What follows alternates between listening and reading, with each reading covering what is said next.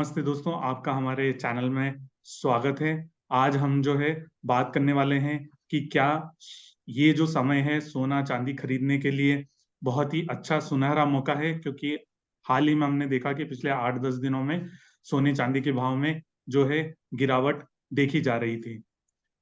इस पर बात करने के लिए हमारे साथ जुड़े हुए हैं पृथ्वी फिनमार्ट से जो डायरेक्टर हैं मनोज कुमार जैन, और ऑगमोंट की जो रिसर्च हेड हैं रेनेसा चनानी, और एक्मे इन्वेस्टमेंट एडवाइजर्स में ईडी और डायरेक्टर सुगंधा सचदेवा जी हैं। सुगंधा जी, मैं आपको बधाई दूंगा क्योंकि आपने अभी हाल ही में ये कंपनी को ज्वाइन किया है। अनुज गुप्ता जी भी जुड़ चुके हैं, ये आईआईएफएल सिक्योरिटीज में वीपी हैं। तो स्वागत है अनुज भाई आपका भी। तो मनोज जी, सबसे पहले मैं जो है आपसे सवाल पूछूंगा कि आपको क्या लगता है अभी सोना चांदी का जो भाव है वो आप आगे कैसा देख रहे हैं? नमस्कार। बिल्कुल। सबसे पहले तो आपको और सारे व्यूवर्स को बहुत बहुत मेरी तरफ से बधाई है कि आपने जो नई शुरुआत की है इस चैनल के माध्यम से।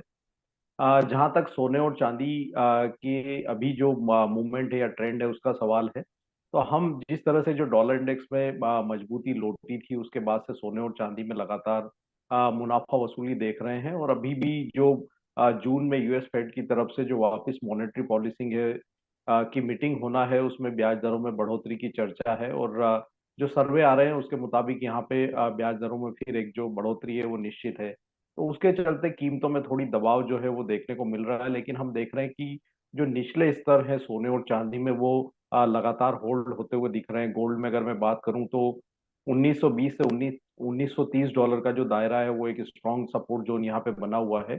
वहीं चांदी में 22.8 से 23 डॉलर का जो लेवल है वो इंटरनेशनल मार्केट में एक अच्छा सपोर्ट जो है वो बना हुआ है। वहीं भारतीय बाजारों की अगर बात करें तो 59,000 के आसपास सोने में और चांदी में 69,800 एक स्ट्रॉन्ग सपोर्ट जोन जो है वो बने हुए हैं। तो हमारा मानना है कि शॉर्ट टर्म में अब यहाँ पे जो यूएस फेड की तरफ से ब्याज दरों में रेट हाइक अगर होता है तो उस समय एक जो है रिएक्शन सोने और चांदी में नेगेटिव देखने को मिल सकता है। लेकिन जो सपोर्ट्स लेवल है वो यहाँ पे होल्ड होते हुए दिख रहे हैं। तो हमारा मानना है कि अब बड़ी गिरावट की गुंजाइश यहाँ से सोने और चांदी में नजर नहीं आ रही है। सोना 1920 डॉलर और चांदी 22.80 डॉलर जो है वो इंटरनेशनल मार्केट में होल्ड करेगा।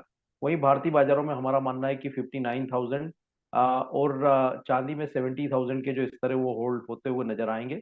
और निचले स्तरों से फिर एक बार सोने और चांदी की कीमतों में आने वाले समय में अच्छी रिकवरी की जो है पॉसिबिलिटीज नजर आ रही है। तो अब वर्तमान लेवल से यहाँ पे ज्यादा गिरावट की गुंजाइश सोने और चांदी में नजर नहीं आती। जी मनोज जी, बहुत अच्छी बात आपने बताई। अब हम डॉक्टर रेनिशा चैनानी से पूछेंगे कि उनका क्या व्यू है गोल्ड और सिल्वर को लेके। अब मैं एक बात बता दूं, इन्होंने जो है गोल्ड में पीएचडी भी किया हुआ है, तो इनकी जो है जानकारी बहुत ज्यादा सोने के ऊपर आपको वो दे सकते हैं, क्योंकि उनके पास इंसाइट्स बहुत रहते हैं। तो रेनिशा जी, आपकी क्या व्यू है सोने और चांदी को लेके? मुझे लगता है जिस तरह गोल्ड में बुलिश रैली स्टार्ट हुई है नवंबर मंथ में, तो हमने देखा कि नवंबर दिसंबर जनवरी ये 3 महीने में 250 से $300 जितनी गोल्ड की प्राइस बढ़ी। फिर हमने देखा फेब मंथ में काफी गिरावट आई, करेक्शन आया।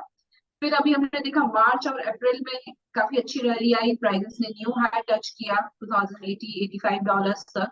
एंड अगेन फिर मई मंथ में एक करेक्शन देखा गया।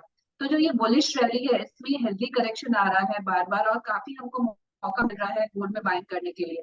तो ये जो रैली स्टार्ट हुई है फ्रॉम $1,600 टू $2,080, और अभी हमने ये करेक्शन मई मंथ में आते हुए देखा। उसके फंडामेंटल रीजंस हमें सबको पता है कि जिस तरह से सेफ हेवन डिमांड मई मंथ में डॉलर इंडेक्स में शिफ्ट हुई थी because of US date ceiling deal issue, जो अभी ऑलरेडी पास हो चुका है। आई थिंक अभी वापस फोकस जो आ रहा है फेड के इंटरेस्ट रेट्स पर आ रहा है कि उनका क्या आगे चल के ध्यान रहेगा। तो अपसाइड रैली जो है वो ग्रेजुअली हमें लग रहा है कि वापस आ सकती है। और जिस तरह से फेड का स्टांस है कि आगे चल के अगर इकोनॉमी में ग्रोथ में इश्यूज आएंगे तो वो फेड रेट कट्स भी कर सकते हैं by the end of this year. तो इस वजह से प्राइसेस ये लगातार इस न्यूज को सपोर्ट कर रहा है। बट अभी 2-3 दिन काफी इंपॉर्टेंट है कि जो इकोनॉमिक डेटा आने वाले हैं, नॉन फार्म पेरोल का डेटा कल काफी इंपॉर्टेंट है। इससे हमें पता चलेगा कि जून मंथ में रेट हाइक आएगा कि नहीं। जिसके चांसेस 60-65% अभी भी दिखा रहा है फेड वॉच टूल। तो थोड़ा प्राइसेस में अभी कंसोलिडेशन फेज रहेगा मुझे लगता है, फिर एक बाइंग इमर्ज होगी। तो ये कंसोलिडेशन फेज एक अच्छा हेल्दी करेक्शन फेज है, जहाँ पे काफी लोगों को जो रह गए थे कि मुझे बाइंग नहीं करने को मिली, तो काफी अच्छे लेवल से ये बाइंग करने के लिए।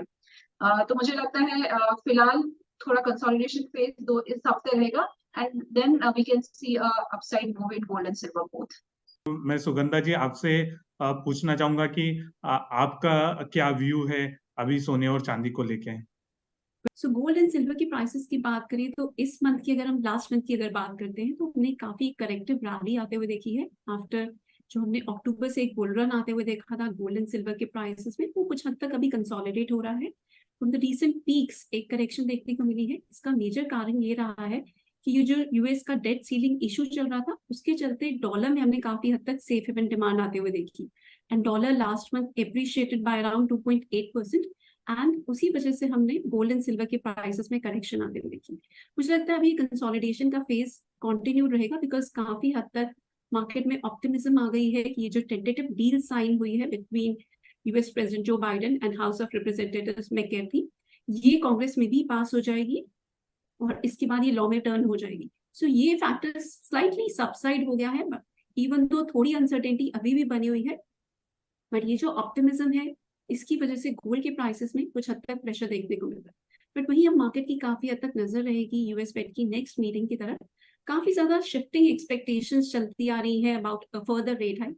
मई के रेट हाइक के बाद ये इंडिकेशन निकल के आई थी कि फेड ने जो पिछले साल से अपना रेट हाइक का प्रोग्राम स्टार्ट किया दैट विल एंड, बट अब ऐसा नहीं लग रहा है, बिकॉज यूएस इकोनॉमी अगर हम ओवरऑल देखें, it has been pretty resilient. Consumer spending काफी स्ट्रॉन्ग रही है, और अगर हम लेबर मार्केट को भी देखें तो मंथ ऑन मंथ हमने काफी स्ट्रॉन्ग जॉब एडिशंस आते हुए देखे हैं। तो ये फैक्टर काफी ज्यादा सपोर्टिव है कि फर्दर एक रेट हाइक हो सकता है जून में। बट अगर हम कल की डेवलपमेंट्स की बात करें तो जॉब ओपनिंग्स का जो यूएस से डेटा निकल के आया है वो स्लाइटली डिस्करेजिंग था, और यूएस फेड के ऑफिशियल्स के भी जो कमेंट्स निकल के आ रहे हैं, they want to wait in the June meeting. So जो expectations almost Fed Watch Tool के हिसाब से 71% तक हो गई थी कि जून में एक further rate hike होगा, वो slightly कम हो गई है, now they are at 37%. So अभी काफी uncertainty है मार्केट में कि जून में rate hike होगा या नहीं. So this is a slightly positive trigger for gold and silver prices. और कल के सेशन में लेट इवनिंग में हमने डॉलर इंडेक्स में भी काफी करेक्शन आते हुए देखी। So this is a positive trigger for gold prices. अब हम इधर लेवल्स की बात करें तो मुझे लगता है 1935 मार्क कॉमेक्स में गोल्ड के लिए एक बहुत स्ट्रॉन्ग सपोर्ट एरिया है। वहीं अगर हम इसको ट्रांसलेट करें डोमेस्टिक मार्केट्स में, सो 59-100 का एरिया बहुत स्ट्रॉन्ग सपोर्ट एरिया रहेगा। जब तक ये लेवल्स होल्ड कर रहे हैं, मुझे लगता है बाय ऑन डिप्स की स्ट्रैटेजी ठीक रहेगी।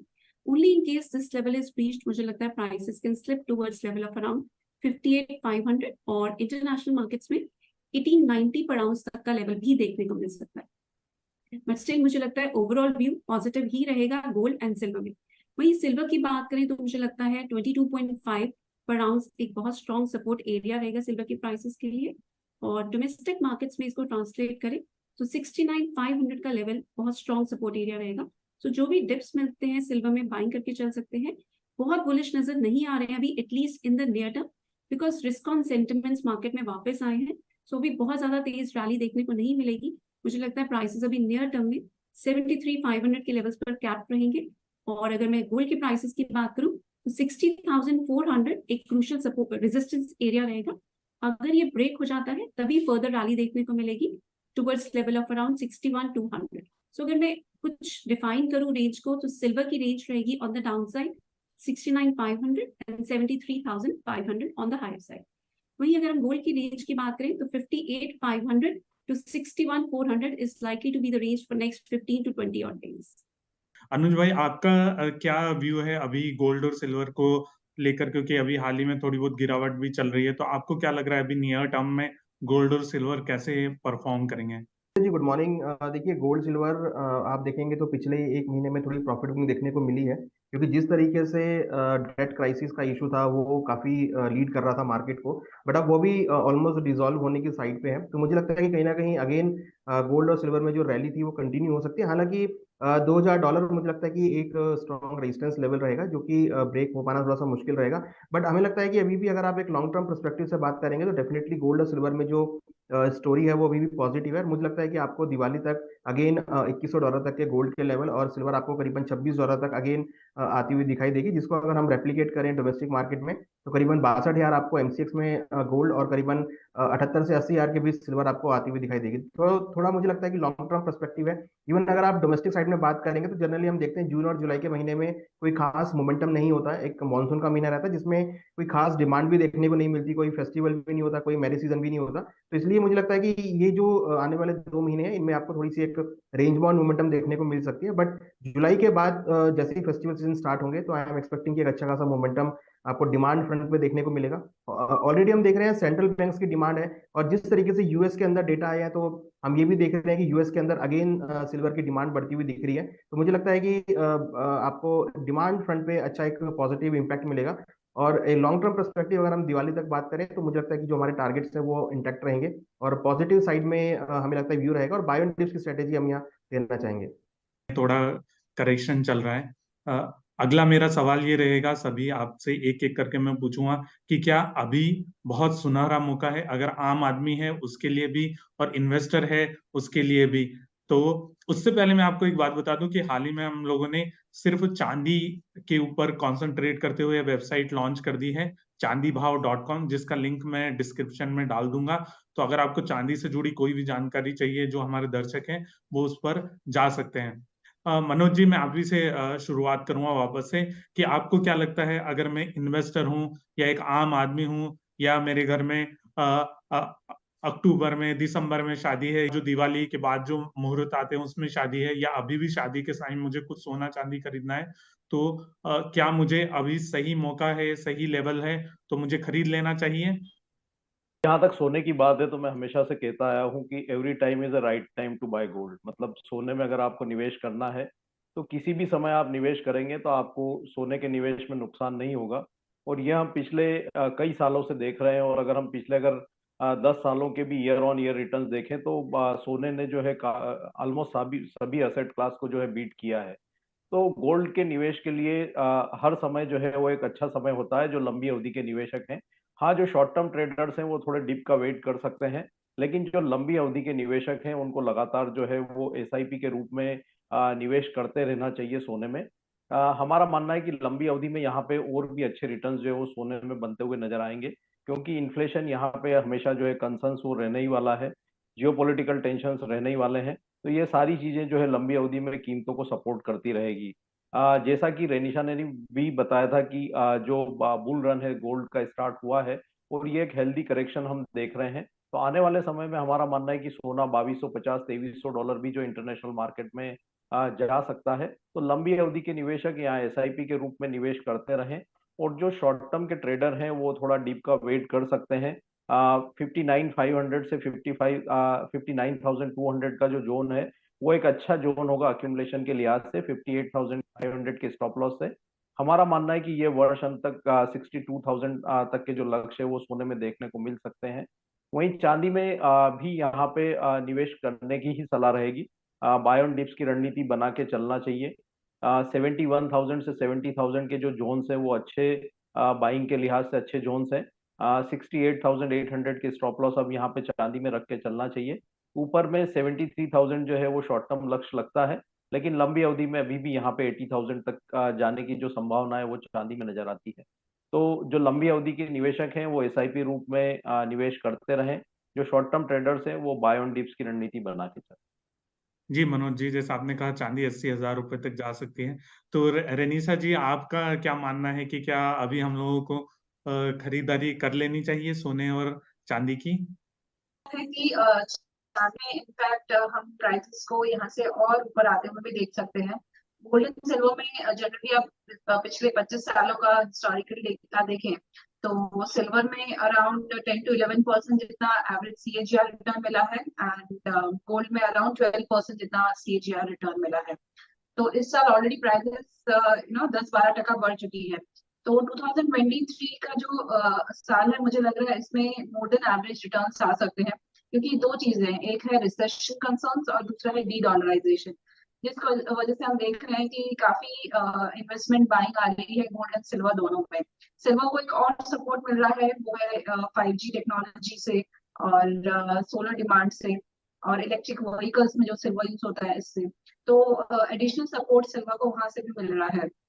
तो मुझे लगता है overall 2023 would be a year of gold and silver, जहाँ पे मेरे टारगेट्स हैं गोल्ड में $2,400 एंड इंडियन टर्म्स में देखे तो 70,000 रुपीज के आसपास, और सिल्वर का जो टारगेट है मेरा वो है $30 एंड इंडियन टर्म्स में अराउंड 90,000। जिस तरह से मैंने बताया, फंडामेंटल फैक्टर्स वो सपोर्ट करेंगे प्राइसेस को।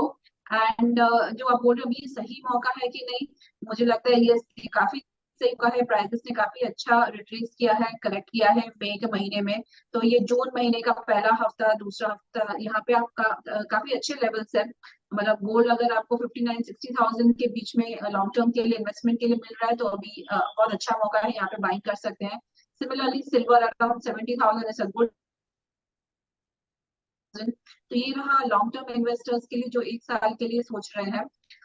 और जो लमसम बाइंग नहीं करना चाहते हैं, वो SIP भी स्टार्ट कर सकते हैं। That is the best way, जहाँ पे आपको काफी अच्छे रिटर्न्स मिल सकते हैं। तो आई वुड एडवाइस लमसम या फिर SIP, both ways this is a very good time to invest in gold and silver. जी रनीशा जी, बहुत बहुत धन्यवाद कि आपने बताया कि जो लोग हैं अगर खरीदना चाहते हैं तो खरीद सकते हैं। ऐसी ही सलाह हमारे जो है व्यूअर्स उनको चाहिए। सुगंधा जी, आपका क्या मानना है? वीरेंद्र जी, मुझे भी लगता है, जैसा कि बाकी एक्सपर्ट्स ने मेंटेन किया, मुझे भी लगता है गोल्ड एंड सिल्वर में यहाँ करंट लेवल्स पे भी बाइंग की जा सकती है, अगर आपका स्लाइटली लॉन्गर टर्म का नजरिया है, या अगर आप शॉर्ट टर्म ट्रेडर हैं तो वेट कर सकते हैं। बिकॉज आज के सेशन में अगर हम देखें तो रुपी में कुछ एप्रिसिएशन देखने को मिली है, सो थोड़ा सा प्रेशर रहेगा इंट्राडे पर्सपेक्टिव से।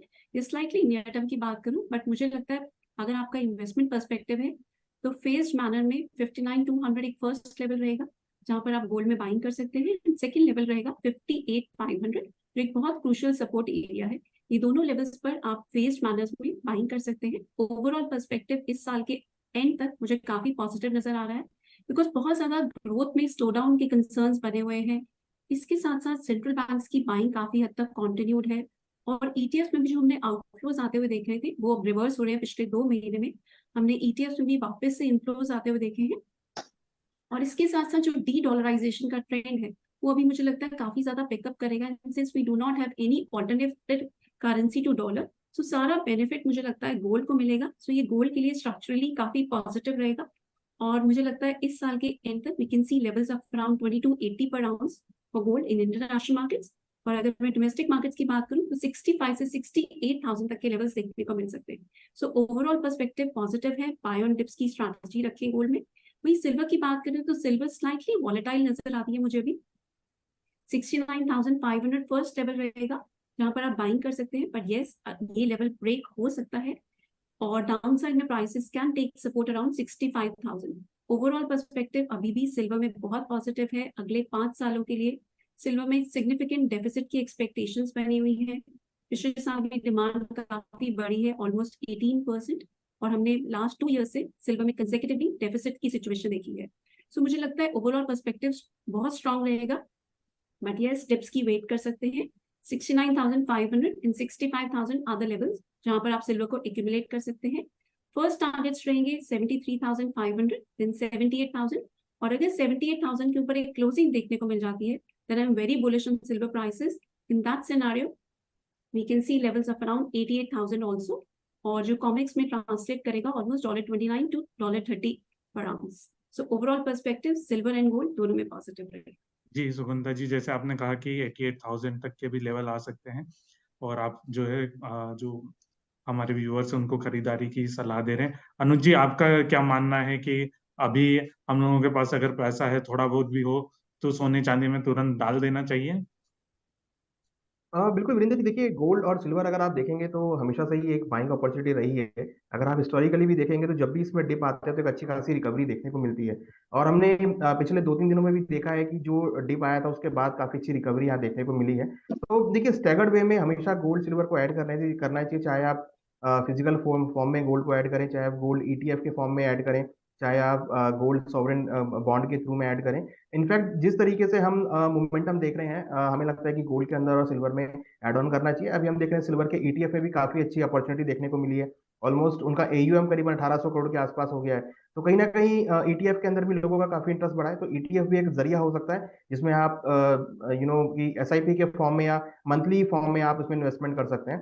अदरवाइज आपके पास MCX का है जिसमें आपका गोल्ड मिनी, गोल्ड गिनी सभी कॉन्ट्रैक्ट्स हैं, तो उसके थ्रू भी आप इन्वेस्टमेंट कर सकते हैं। तो मेरे हिसाब से गोल्ड और सिल्वर में इन्वेस्टमेंट करना चाहिए। रिसेंटली हमने देखा था $22 से रिकवर होकर करीबन $23.5 के आसपास गोल्ड आ गया है, सिल्वर आ गया है, और गोल्ड करीबन $1960 के आसपास आ गया। तो मेरे हिसाब से गोल्ड और सिल्वर दोनों के अंदर आप स्टैगर्ड वे में इन्वेस्टर को अपने हमेशा इन्वेस्ट रहना चाहिए। और कभी भी इसमें अनसर्टिनिटी के तौर पर आपको अच्छी रिकवरी देखने को मिल सकती है। और जैसा कि हम टारगेट भी कर रहे हैं कि 80,000 तक आपको दिवाली तक सिल्वर और करीबन 63,000 तक गोल्ड आपको देखने को मिल सकता है। तो अपॉर्चुनिटी अभी भी है यहाँ पर, और जो डिप आई है ये एक मौका है अपने पोर्टफोलियो में ऐड करने के लिए।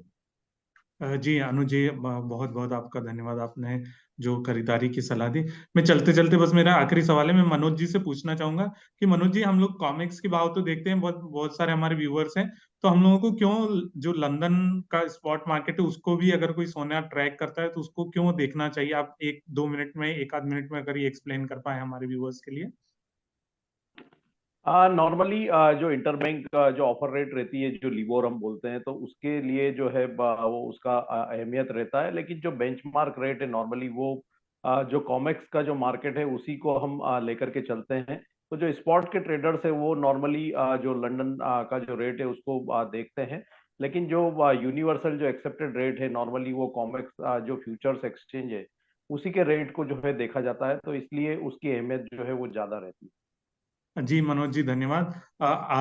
हमारे जो चारों एक्सपर्ट्स हैं, आप चारों का बहुत बहुत धन्यवाद कि आपने हमारे जो व्यूअर्स हैं उनको बहुत ही बेहतरीन सलाह दी। मैं यहाँ पर मेरा एक डिस्क्लेमर है कि जो गोल्ड प्राइस टुडे से जुड़े हुए लोग हैं वो ना सोने चांदी की ट्रेडिंग करते हैं, ना MCX पे करते हैं, ना फिजिकल करते हैं, और ना हम लोग खरीदारी करते हैं, ना हमारा कोई इन्वेस्टमेंट है। आप में से अगर और भी कोई अपना कोई डिस्क्लेमर देना चाहे तो आप लोग एक एक करके दे सकते हैं। I'm personally not holding any positions in gold and silver, but yes, we have been advising these positions to our clients.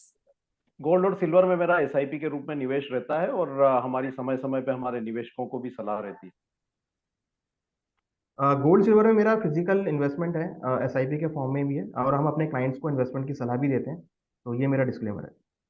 मैं गोल्ड एंड सिल्वर में SIP के रूप में इन्वेस्ट करती हूँ, एंड डिजिटल गोल्ड में भी इन्वेस्ट करती हूँ, और अपने क्लाइंट्स को भी एडवाइस करती हूँ डिजिटल गोल्ड एंड बाकी सिल्वर और गोल्ड के जो भी ऑल्टरनेटिव्स है उसमें बाय करने के लिए। Thank you.